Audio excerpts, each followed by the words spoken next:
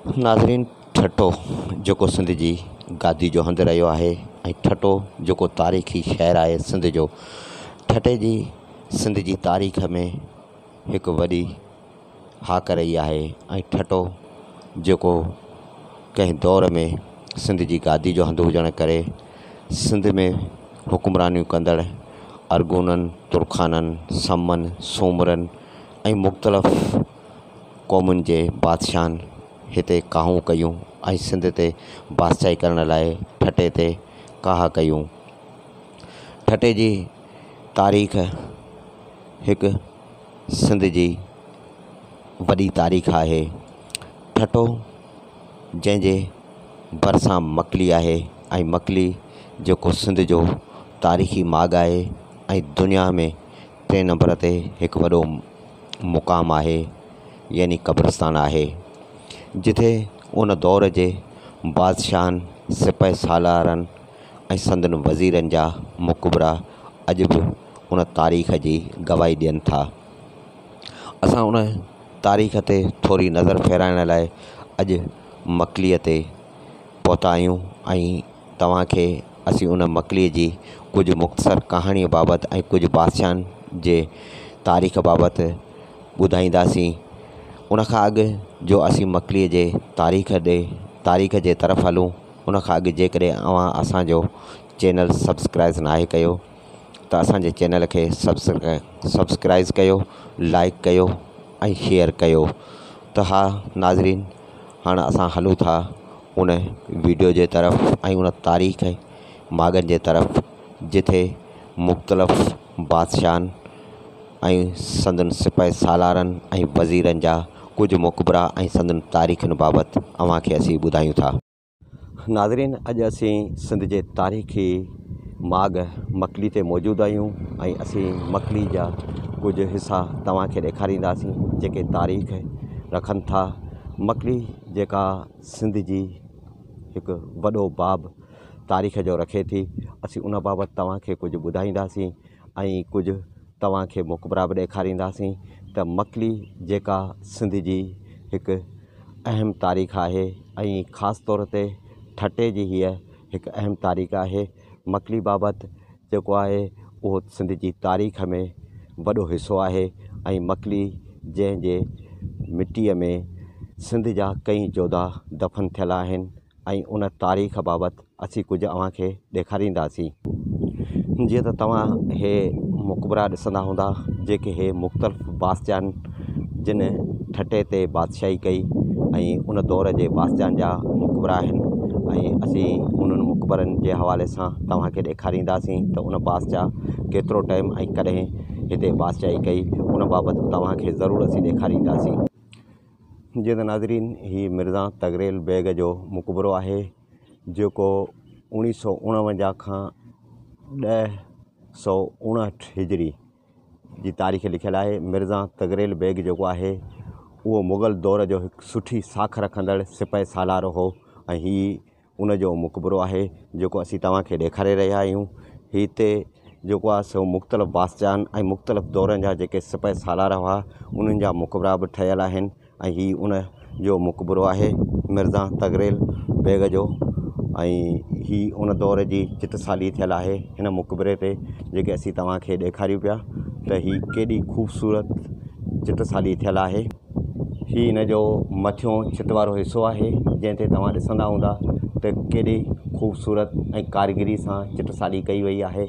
असीं तव्हांखे मिर्ज़ा तग़रेल बेग जो हीउ मुक़बरो ॾेखारे रहिया आहियूं जेको उन दौर जो सिपह सालार हो ऐं हू उन दौर में फ़ौज जी कमांडिंग कंदो हो। असीं तव्हांखे हीउ मिर्ज़ा तग़रेल बेग जो मुक़बरो ॾेखारे रहिया आहियूं। ईअं ई नाज़रीन, हे कुझु ॿिया बि मुक़बरा आहिनि जेके असीं तव्हांखे हिन जी अंदरूनी हिसे जी बनावट बि ॾेखारींदासीं ऐं उन जे बाबति जेको आहे तव्हांखे ॿुधाईंदासीं बि त हीउ कंहिंजो मुक़बरो आहे ऐं हीउ कॾहिं हिते आयल आहे। जी नाज़रीन, जेको हाणे तव्हांखे असीं मुक़बरो ॾेखारींदासीं उहो तव्हांखे पहिरीं इहो ॿुधाईंदा हलूं त हीउ बाक़ी अज़ेक जो मुक़बरो आहे जंहिं 1050 हिजरी 1640 ईस्वी शहनशाह अकबर बादशाह हथां शिकस्त खाइण खां पोइ अज़क ठटे में अची पनाह वरिती हुई। ऐं हीअ तव्हांखे असीं ॾेखारियूं पिया हिन जे बोर्ड ते हुन जी तारीख़ लिखियलु आहे ऐं हीअ तव्हां पढ़ी सघो था। असीं हिन जे अंदरी जेकी बनावट आहे उहा तव्हांखे ॾेखारींदा। जी हा नाज़रीन, हीअ उन जो मुक़बरो आहे ऐं असीं उन जे अंदरे हिसे में हलंदासीं त उन जे अंदरे हिसे में उन जो मुक़बरो ठहियलु आहे। असीं तव्हांखे ॾेखारींदासीं त हीअ तारीख़ जो हिकु बाब आहे। ऐं जी हा नाज़रीन, हीअ उन जो मुक़बरो आहे ऐं हिन जी तारीख़ जे बाबति असां तव्हांखे हिन जे मुक़बरे ॿाहिरां लॻल बोर्ड ॾेखारियो। हीअ उन जे मुक़बरे जी जेकी आहे चौदीवारी आहे ऐं हीअ मकलीअ जे माॻ ते दफ़न थियलु आहे। हीअ उन जो मुक़बरो ठहियलु आहे ऐं हिन मुक़बरे जी बनावट जेकी आहे उहा ॾाढी ख़ूबसूरत आहे ऐं हीअ उन दौर जी बनावट थियलु आहे, उन दौर जो ठहियलु आहे। तव्हां हिन जो चिटसाली ॾिसंदा हूंदा त हीअ केॾो बहितरीनु हिन ते चिटसाली कई वई। हीअ जेको आहे इन जे मुक़बरे जो महराब टाइप ते हीअ ठहियलु आहे ऐं उन जी हीअ चिटसाली आहे जेकी पिणु तव्हांखे असीं ॾेखारियूं पिया त हीअ केॾो बहितरीनु ऐं ख़ूबसूरत अंदाज़ में उन दौर जी चिटसाली कई वई आहे ऐं हीअ उन जी मज़ार आहे।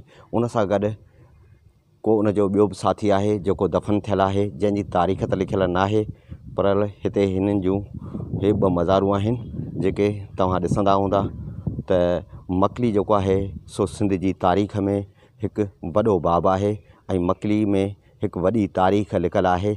जंहिं बाबति कंहिं शाइर बि चयो आहे त चई ॾे मकली चई ॾे त असां तो में केॾियूं कहाणियूं लिकायूं। त हा, मकलीअ में उन दौर जूं वॾियूं कहाणियूं लिखियलु आहिनि ऐं हिन मक़बरनि ते हिन मज़ार ते तव्हां ॾिसंदा हूंदा त केॾी बहितरीनु नमूने सां चिटसाली थियलु आहे ऐं हिन ते कुझु क़ुर शरीफ़ जूं आयतूं बि उन दौर जे कारीगरनि वॾी महारत सां लिखियूं आहिनि। जी नाज़रीन, हीअ मुक़बरो बि ठहियलु आहे जेको असीं ॾिसंदासीं त हीअ कंहिं सिपाही सालार जो आहे या कंहिं बादशाह जो आहे, उन बाबति तव्हांखे ज़रूरु ॿुधाईंदासीं। जी नाज़रीन, हीअ ईसा ख़ान तुर्खान दौर जो मुक़बरो आहे। हीअ ईसा ख़ान दौर जो मुक़बरो जेको आहे उहो ईसा ख़ान दोइम जान बाबा जो पुटु हो। मिर्ज़ा गाज़ी बेग जे 1021 हिजरी 1612 में वफ़ात खां पोइ मुग़ल शहनशाह शाहजहान शाह खेसि गवर्नर मुक़ररु कयो हो ऐं मिर्ज़ा गाज़ीअ जो सौटु ऐं लाड़ सिंध जे ख़ुदि मुख़्तियार हुकुमरान ईसा ख़ान अवल जो पोटो हो। हू 1644 में 90 सालनि जी ॼमार में वफ़ात करे वियो। हिन जो 2 मंज़िल परकशिश मुक़बरो सहन अंदरि पथर ते थियल नक्श निगारे सबबु सुहिणो लॻल आहे, उहो तव्हांखे ॾेखारींदासीं। जी नाज़रीन, हीअ जेको मुक़बरो आहे ईसा ख़ान तुर्खान जो, उहो हिन वक़्तु बंदि थियलु आहे ऐं हीअ तव्हां ॾिसंदा त हिन जे दरवाज़े खे तालो लॻल आहे, तंहिं करे असीं अंदरि एंट्री थी न सघिया आहियूं। हिन जी ॿाहिरीं बनावट जेकी आहे सा असीं तव्हांखे ॾेखारियूं था त हीअ हुन जी ॿाहिरीं दीवार आहे ऐं केॾी ख़ूबसूरत अंदाज़ सां ठहियलु आहे ऐं हीअ हुन जो मुक़बरो आहे जेको असीं तव्हांखे ॿाहिरां ई ॾेखारियूं था। जी हा, हीअ हुन जी ॿाहिरीं दीवार आहे। बदकिस्मती इहा आहे त उन जे मुक़बरे खे जेको आहे सो ॿाहिरां तालो लॻल आहे, जंहिं करे असीं उहो तव्हांखे ॾेखारे न सघिया आहियूं। वरी के ॿिए दफ़े ज़रूरु तव्हांखे उन जे अंदरूनी बनावट ज़रूरु ॾेखारबी। जी नाज़रीन, हीअ ईसा ख़ान तुर्खान जो मुक़बरो आहे जेको असीं तव्हांखे ॾेखारे रहिया आहियूं। नाज़रीन, हीअ दीवान शुरफा ख़ान जो मुक़बरो आहे जेको असीं तव्हांखे ॾेखारियूं पिया ऐं उन जे बोर्ड ते छा लिखियलु आहे उहो बि तव्हांखे ज़रूरु ॾेखारींदासीं ऐं पढ़ाईंदासीं त उन जे बोर्ड ते छा लिखियलु आहे। हीअ साम्हूं उन जो बोर्ड जी नाज़रीन, हीअ तव्हां पढ़ी सघो था त दीवान शुरफा ख़ान जो मुक़बरो 1048 हिजरी 1638 में नवाब दीवान शुरफा ख़ान अरगून हो खेसि दहलीअ मां मुक़ररु थियल ठटे जे गवर्नर जो वज़ीर मुक़ररु कयो वियो हो। संदसि मुक़बरो संदसि जीअर ई तयारु कयो वियो हो ऐं संदसि वफ़ात 1638 में थी हुई, जेका तव्हां हिन बोर्ड ते पूरी तारीख़ जे हवाले सां पढ़ी सघो था ऐं तव्हांखे ॾेखारींदासीं त हीअ उन जो मुक़बरो ठहियलु आहे ऐं हीअ संदसि गेट आहे, पर गेट ते जेको आहे सो तालो लॻल आहे ऐं असीं तव्हांखे ॾेखारे न सघिया आहियूं। उन जे करे हिन जी ॿाहिरें हिसे जी जेकी मंदरकशी आहे उहा असीं तव्हांखे ॾेखारे रहिया आहियूं त हीउ दीवान शुरफा ख़ान अरगून जो मक़बरो आहे। जॾहिं त तव्हां ॾिसंदा हूंदा त मकली जे हिन माॻ ते ॿियूं नंढियूं नंढियूं जेके मज़ारूं आहिनि उहे बि वॾे तइदाद में ठहियल आहिनि, जिन ते को बि तारीख़ी बोर्ड वग़ैरह लॻल नाहे त उहे कंहिंजूं आहिनि ऐं कॾहिं ठहियूं आहिनि उन बाबति का बि तस्दीक थियल नाहे। बहरहाल हीअ बि उन दौर जा के वज़ीर ई आहिनि ऐं उन दौर जूं ठहियल आहिनि। असीं हे तव्हांखे मकली जो माॻ घुमाए रहिया आहियूं ऐं मकली जो हीउ सॼो मंज़रु तव्हांखे ॾेखारे रहिया आहियूं जेको तारीख़ जो वॾो बाब आहे ऐं ख़ासि तौर ते ठटे जी वॾी तारीख़ रखे थो। उन सां गॾु दुनिया जे ॿियनि मुल्कनि मां हिते जेके काहूं करे बादशाह आया हुआ उन्हनि जी तारीख़ रखे थो, जंहिं बाबति असीं तव्हांखे ॿुधाए रहिया आहियूं। जी नाज़रीन, असीं हिकु ॿिए मक़बरे ॾे तव्हांखे वठी हलंदासीं ऐं उहो ॾेखारींदासीं ऐं उन बाबति तव्हांखे ॿुधाईंदासीं त हीउ मक़बरो कंहिंजो आहे ऐं असां जेको आहे हींअर उन मक़बरे तरफ़ हली रहिया आहियूं।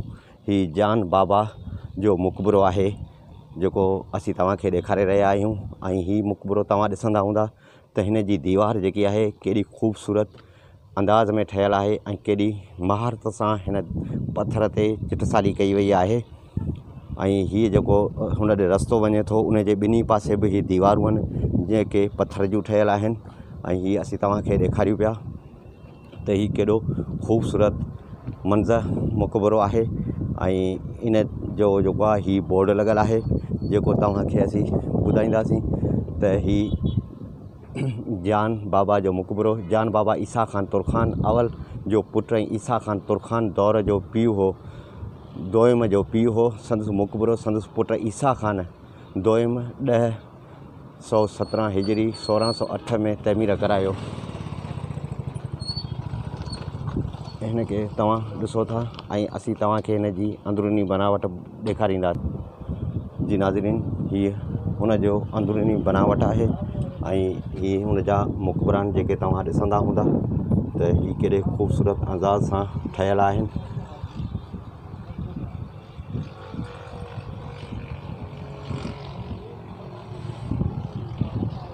जी नाज़रीन, हीअ मकली जा कुझु तारीख़ी माॻ हुआ जेके असीं तव्हांखे ॾेखारींदा रहिया आहियूं ऐं ॾेखारींदासीं। हा नाज़रीन, असीं हितां मकली खां ई तव्हांखे ठटे जो कुझु पथ मंदरु ॾेखारे रहिया आहियूं। तव्हां स्क्रीन ते ॾिसंदा हूंदा त हीउ ठटे जो शहरु आहे साम्हूं ऐं ठटे जो शहरु जेको आहे उन दौर जे बादशाह जाम निज़ामुद्दीन उर्फ़ निदो बुनियादु रखियो हो ऐं उन ठटे शहर खे तमीर करायो हो। उन जी स्टोरी बाबति इंशाअल्लाह ताला तव्हांखे कंहिं ॿी वीडियो में ज़रूरु ॾेखारींदासीं। ऐं हीअ हेठि तव्हां ढंढ ॾिसंदा हूंदा, हीअ ठटे जी तारीख़ी ढंढ कलाल आहे ऐं उहा मकली जे ई कच्छ में आहे ऐं उन जे पासे में ठटे जो शहरु आहे ऐं हीअ ठटे जे शहर जो रोड आहे जेको मकलीअ खां कराची तरफ़ वञे थो। ऐं तव्हांखे हीअ असां मकलीअ जी सॼी मंज़रकशी ॾेखारी ऐं कुझु बादशाहनि जा कुझु वज़ीरनि जा ऐं सिपह सालारनि जा मक़बरा ॾेखारिया। स्क्रीन ते तव्हां मकली जा मीनार ऐं मक़बरा ॾिसंदा हूंदा ऐं इंशाअल्लाह ताला ॿी वीडियो में तव्हांखे सिंध जे सिपह सालार दौलत दरिया ख़ान बाबति ऐं ठटे जो बुनियादु रखंदड़ उन दौर जे बादशाह जाम निज़ामुद्दीन जे बारे में ज़रूरु ॿुधाईंदासीं ऐं तव्हांखे अहिड़ा तारीख़ी माॻ असीं पंहिंजे चैनल जे थ्रू ज़रूरु ॾेखारींदासीं। जेकॾहिं अव्हां असांजो चैनल सब्सक्राइब नाहे कयो त उनखे सब्सक्राइब कयो, वीडियो खे लाइक कयो, शेयर कयो ऐं कमेंट्स ॾियो। ॿी वीडियो ताणी इजाज़त ॾींदा। अल्लाह हाफ़िज़।